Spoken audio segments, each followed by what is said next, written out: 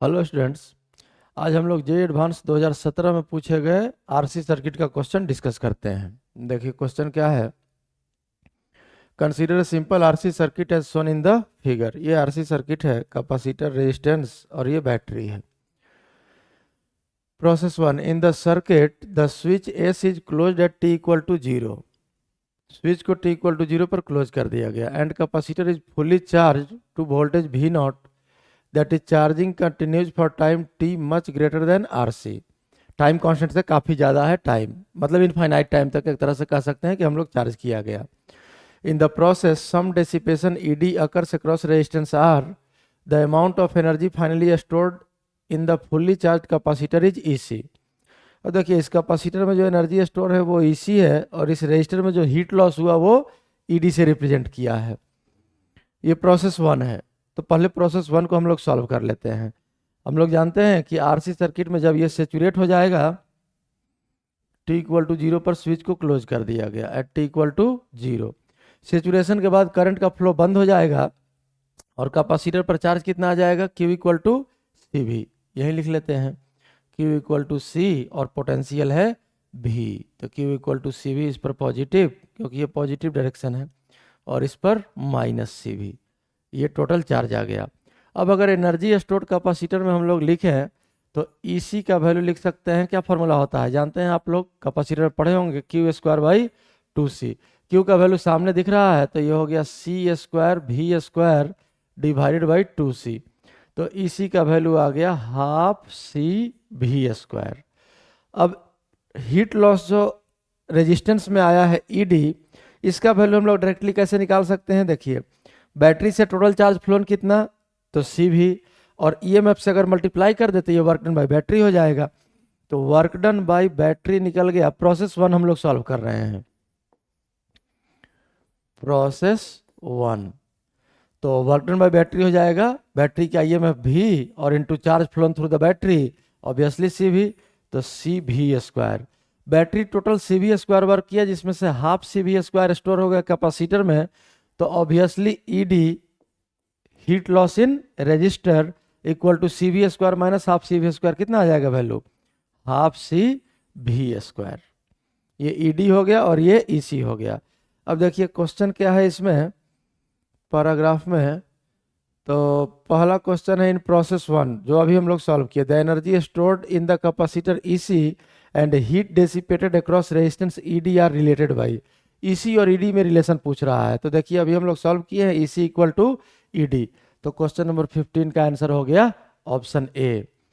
अब question number 16 क्या है, in process two total energy dissipated across resistance ED. अब देखिए प्रोसेस टू पहले हम लोगों को समझना होगा। प्रोसेस टू ध्यान से देखिए क्या है, in a different process the voltage is first set to V not by 3। Second process में यही आरसी सर्किट है, लेकिन पहले बैटरी का ईएमएफ कितना लगाया, वी नॉट बाई 3। तो अच्छा वोल्टेज का वैल्यू वी नॉट दिया है, तो ये अगर वी नॉट है तो यहाँ भी वैल्यू क्या आ जाएगा, वी नॉट ही रहेगा। इसे कोई फर्क नहीं पड़ता है, ये सिर्फ रिप्रेजेंटेशन है, ये वी नॉट रहेगा। खैर अब सेकेंड प्रोसेस में क्या है कि first set to V not by 3, मतलब ये जो आरसी सर्किट है आपका, ध्यान से देखिए, ये आर और ये कैपेसिटर सी और ये जो बैटरी है, बैटरी का ईएमएफ का रहा कि ये पॉजिटिव और ये नेगेटिव, लेकिन वी नॉट बाई 3। ये रेजिस्टेंस है आर और ये कैपेसिटेंस है सी। फिर क्या कर रहा है, and maintain for charging time T much greater than RC, मतलब फिर लॉन्ग टाइम के लिए चार्ज किया गया। Then the voltage is raise to 2 V not by 3। अब इस वी नॉट बाई 3 को फिर बढ़ा के कितना किया, 2 वी नॉट बाई 3 किया, without discharging the capacitor and again maintain for T much greater than RC. फिर ये बढ़ाने के बाद 2 वी नॉट बाई 3 को फिर लार्ज टाइम के लिए, बड़े समय के लिए कैपेसिटर को चार्ज होने दिया। The process is repeated one more time by raising the voltage V not, और फाइनली इस वोल्टेज को बढ़ा के कितना कर दिया है, वी नॉट कर दिया है। और and capacitor is charge to the final same final voltage V not as in process one. Finally ये फिर से सेचुरेशन स्टेट में चला गया। These two processes are depicted in figure 2। ये प्रोसेस दिया हुआ है फिगर 2 में। खैर हम लोगों को इस डायग्राम से ज़्यादा मतलब है नहीं, प्रोसेस हम लोग समझ गए कि पहला हमारा बैटरी जो लगा है उसका ईएमएफ है V0/3, सेचुरेशन स्टेट में गया, फिर से हम लोग बैटरी चेंज किए, इस बार बैटरी का ईएमएफ हो गया 2V0/3, फिर सेचुरेशन स्टेट में गया, और अगली बार फिर से बैटरी चेंज किया, ईएमएफ हो गया V0 और फिर सेचुरेशन स्टेट में गया, और तब फिर से हम लोगों को सॉल्व क्या करना है। सो देखिए यहाँ in the process two total energy dissipated across resistance ED, मतलब रेजिस्टेंस में टोटल हीट लॉस निकालना है हम लोगों को। तो देखिए पहला फिगर जो है आपका सिंपल हम लोग यहाँ ड्रॉ कर लेते हैं, ये है R और ये है C, और जो बैटरी आया ये पॉजिटिव ये नेगेटिव, इसका ईएमएफ है V0/3, ये कैपेसिटेंस है C। तो इस केस में टोटल चार्ज जो आएगा CV0/3 आ जाएगा, और इस पर -CV0/3 आ गया। अब अगर यहाँ वर्क डन बाय बैटरी हम लोग निकाले हैं तो वर्क डन बाय बैटरी हो जाएगा ईएमएफ V0/3 और into charge flown through the capacitor CV0/3। इसको अगर हम लोग लिख लें तो ये हो जाएगा 1/9 CV0²। ये हो गया वर्क डन बाय बैटरी। अब देखिए एनर्जी स्टोर्ड इन कैपेसिटर, इसी का वैल्यू क्या होगा, तो Q²/2C जानते हैं हम लोग। तो Q² अगर इसका करें हम लोग तो C² V0²/9 Q² हो गया, और डिवाइडेड बाई 2C, तो एक C कैंसिल हो गया, और ये फाइनली बच गया आपका 1/18 CV0²। और तब यहाँ से आपका पहला प्रोसेस में ED1 इसको लिख देते हैं, इसको भी EC1 लिख लेते हैं। ED1 का वैल्यू आ जाएगा कितना, टोटल वर्क डन और minus energy stored in capacitor, यही हीट लॉस होगा रजिस्टर में। तो 1/9 माइनस 1/18 और CV0² कॉमन आ जाएगा, तो 1/9 माइनस 1/18 का वैल्यू क्या आ जाएगा, 1/18। तो ये वैल्यू आ गया फाइनली कितना, 1/18 CV0²। अब इस क्वेश्चन में कह रहा है कि अब सेम सर्किट में ये रजिस्टर वही रहा R, कैपेसिटर भी वही है कैपेसिटेंस C, और अब जो बैटरी लगाया ये पॉजिटिव ये नेगेटिव, अब इसका ईएमएफ हो गया 2V0/3। तो देखिए अब चार्ज कितना हो जाएगा, तो Q बराबर फिर से CV, तो 2V0C/3 इस पर -2V0C/3, ये टोटल चार्ज आ गया। अब टोटल चार्ज अगर आ गया ये, तो यहाँ देखिए वर्क डन बाय बैटरी जब निकालेंगे, पहले वर्क डन बाय बैटरी ही लिख लेते हैं। तो work done by battery equal to क्या होता है, EMF 2V0/3 into charge flown through the capacitor through the battery. तो charge flown through the battery इस बार कितना है, देखिए यहाँ ध्यान से 2V0C/3, ये टोटल चार्ज है, लेकिन पहले से चार्ज कितना था, CV0/3। तो इस बैटरी से कितना चार्ज फ्लो किया, तो इस चार्ज में से इस चार्ज को घटा देंगे, क्योंकि ये चार्ज तो इस बैटरी के कारण था। तो टोटल जो चार्ज है उसमें से इस चार्ज को घटा देंगे, तो इस बैटरी के कारण चार्ज फ्लो निकल जाएगा। तो ये वैल्यू हो जाएगा आपका 2V0C/3 और माइनस V0C/3। तो ये वर्क डन बाय बैटरी आपका फाइनली कितना आ गया, वर्क डन बाय बैटरी इस केस में आ गया आपका work done by battery equals, ये तो वैल्यू कितना हो जाएगा, CV0/3 आ जाएगा। तो 2V0/3 इंटू 1/3 CV0, और ये वैल्यू कितना आ गया, 2/9 CV0²। ये battery by work done by battery निकल गया इस केस में। अब जरा देखिए कि कैपेसिटर में एनर्जी कितना स्टोर्ड है, तो इसको EC2 लिख लेते हैं, EC2। तो हम लोग पहले ये देखते हैं कि इस बैटरी के चार्जिंग के कारण इस कैपेसिटर में कितना एनर्जी स्टोर हुआ। यहां से देखिए Q²/2C जो आप निकालेंगे, पहले लिख भी लेते हैं, तो Q²/2C क्या हो जाएगा, 4C² V0²/9 Q² हो गया, और बाई 2C तो इंटू 2C। अब ये जो एनर्जी है ये टोटल एनर्जी है इस कैपेसिटर का। अब टोटल एनर्जी में इस बैटरी के कारण कितना एनर्जी स्टोर हुआ इसमें, तो इसके लिए क्या करना पड़ेगा, EC1 का वैल्यू सब्ट्रैक्ट करना पड़ेगा, तो EC1 सब्ट्रैक्ट कर दीजिए, तो -1/18 CV0 स्क्वायर। ये हो गया आपका energy stored in capacitor due to this battery. जिस बैटरी का EMF 2V0/3 है, टोटल एनर्जी स्टोर्ड, इसमें से पहले से जितना एनर्जी स्टोर था वो वैल्यू सब्ट्रैक्ट कर लिए। अब यहाँ से देखिए ये वैल्यू क्या आ जाएगा, तो 18 और ये एक C तो कैंसिल हो गया, एक C बचा, 18 LCM आ गया, 4CV0 square minus CV0 square, ये बच जाएगा 3CV0 स्क्वायर, तो 3/18 CV0 स्क्वायर। इसको अगर लिखे तो 1/6 भी लिख सकते हैं, 1/6 CV0 स्क्वायर, ये इक्वल टू हो गया 1/6 CV0 स्क्वायर। अब देखिए इस बैटरी के कारण एनर्जी स्टोर निकल गया।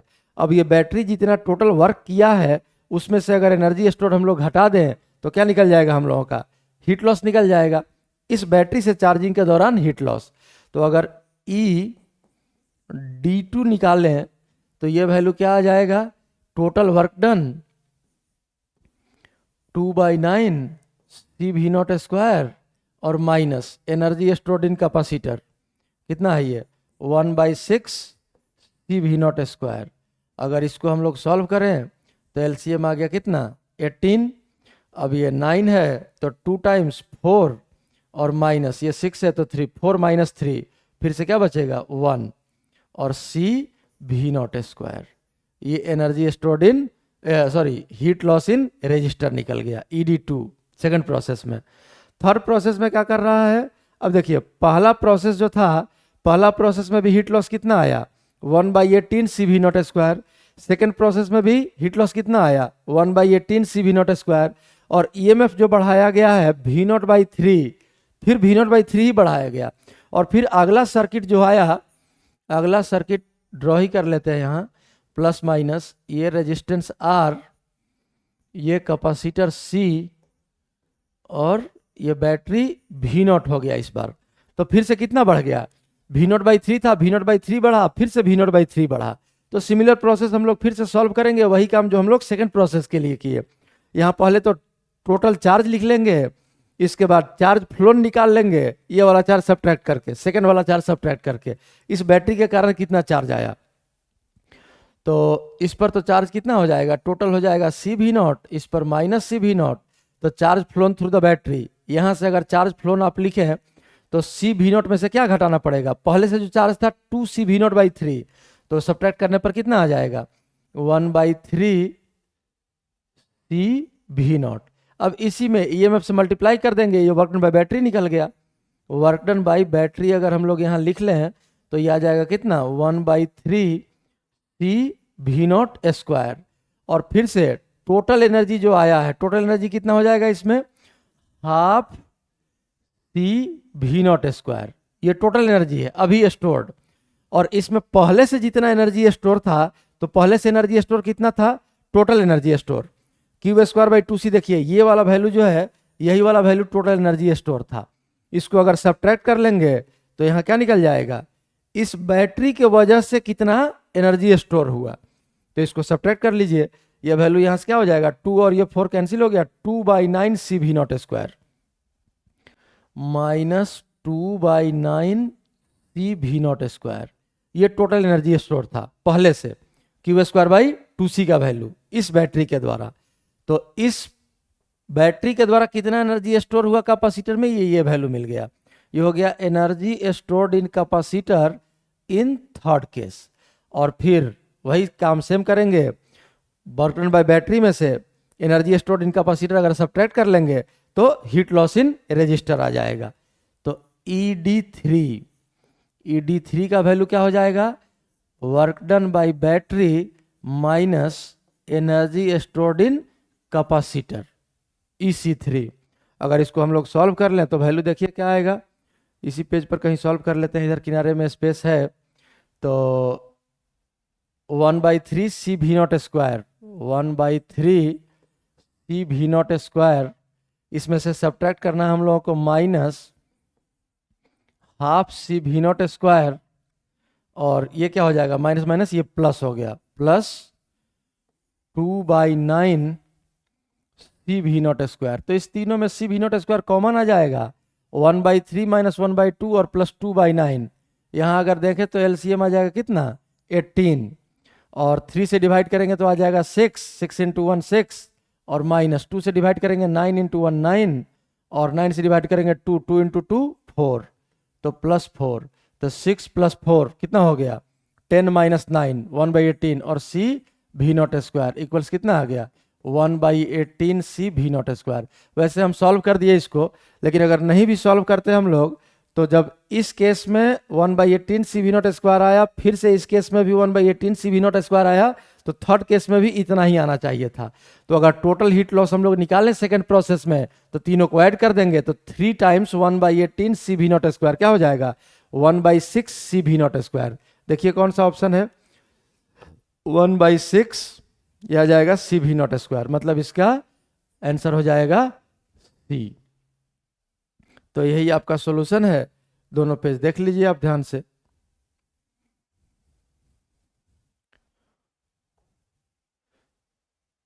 अगर लॉजिक सही लगा हो तो वीडियो को लाइक और चैनल को सब्सक्राइब जरूर करें।